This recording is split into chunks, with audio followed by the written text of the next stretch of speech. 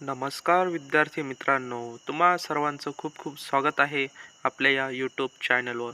विद्यार्थी मित्रांनो, CET सेलमार्फत M-add तसेच MP-ED तसेच एम-एड बी-एड प्लस एम-एड हे जे काही इंटिग्रेटेड कोर्सेस आहे, या कोर्सेसला जर तुम्ही ॲप्लिकेशन केलेलं असेल किंवा तुम्ही त्यानंतर CET दिलेली असेल, कॉमन एंट्रन्स टेस्ट दिलेली असेल, तर त्याचे जे मार्क्स आहे म्हणजेच आपण त्याला म्हणू शकतो स्कोअर कार्ड असेल किंवा जे आन्सर की जी आहे तर ती आन्सर की कधी येणार आहे या रिलेटेड आजच्या व्हिडिओच्या माध्यमातून आपण माहिती घेणार आहोत.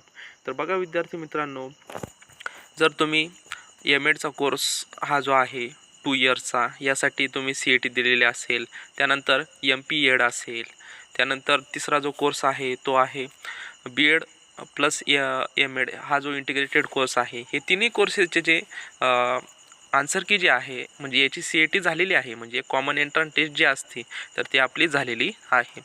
आता त्यानंतर जी आन्सर की जी आहे तर ती आन्सर की कधी येणार आहे त्या रिलेटेड आता आपण माहिती बघणार आहोत.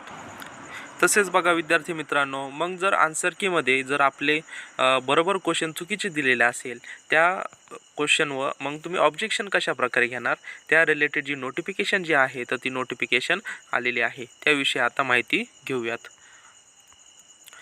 तर बघा विद्यार्थी मित्रांनो, 19 एप्रिल 2025ला ही नोटिफिकेशन आलेली आहे.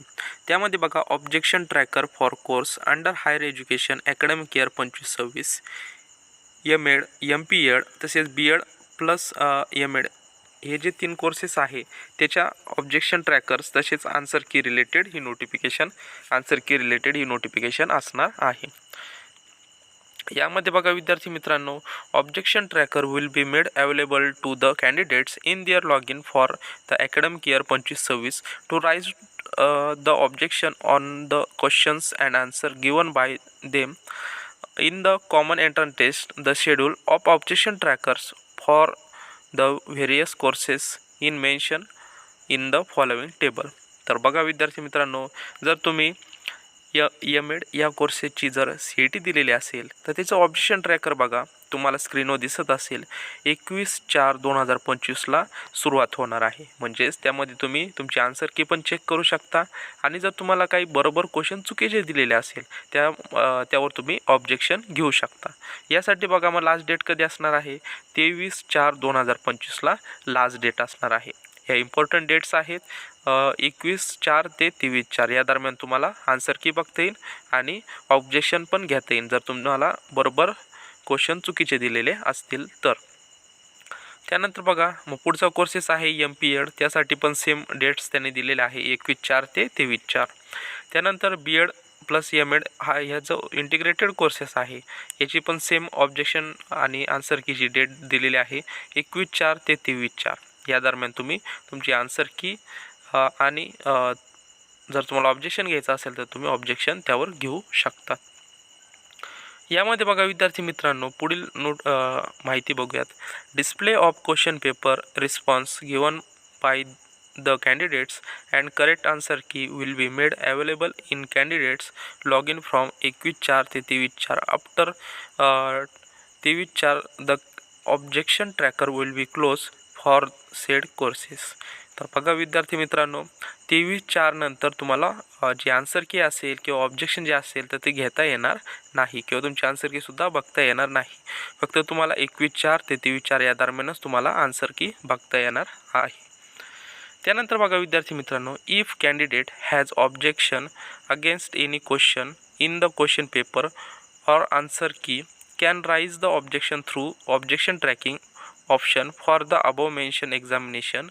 The same shall be submitted through candidates login only as per the above schedules. Candidate will have to pay 1000 per question per objection online through candidates login only.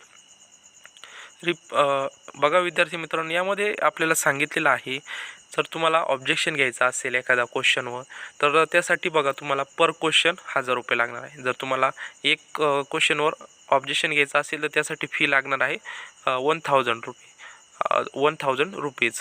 त्यानंतर 2 किंवा 2पेक्षा जास्त तुम्ही घेऊ शकता, पण पर क्वेश्चन तुम्हाला 1000 रुपये फी लागणार आहे. त्यानंतर बघा representation complaints regarding question and answer receive by email or any other mode will be not consider. बघा जर तुम्ही तुमचे क्वेश्चन चुकीचे दिलेले असेल त्यावर तुम्हाला ऑब्जेक्शन घ्यायचं असेल ते फक्त तुम्हाला आपल्या CET सेलच्या वेबसाईटवर जाऊन लॉग इन करून तुम्हाला त्या ठिकाणी घ्यायचं आहे. जर तुम्ही मेलद्वारे केलं किंवा एनी म्हणजे बाकीच्या तिथं जाऊन ऑफिसला जाऊन जर तुम्ही तिथं तक्रार केली तर ती काही स्वीकारली जाणार नाही. तुम्हाला CET सेलच्या ऑफिशियल वेबसाईटवर जाऊनच तुम्हाला तिथे कंप्लेंट करायची आहे किंवा ऑब्जेक्शन घ्यायचं आहे. तर बघा विद्यार्थी मित्रांनो, अशा प्रकारे आज आपण जे M.Ed कोर्सेस आहे, MPEd कोर्सेस आहे, तसेच B.Ed प्लस M.Ed हा जो कोर्सेस आहे याचे जे CET झालेले होत्या तर त्याची आन्सर की कधी येणार आणि ऑब्जेक्शन घेण्यासाठी डेट्स जे आहे तर त्याविषयी आपण ही नोटिफिकेशन बघितलेली आहे.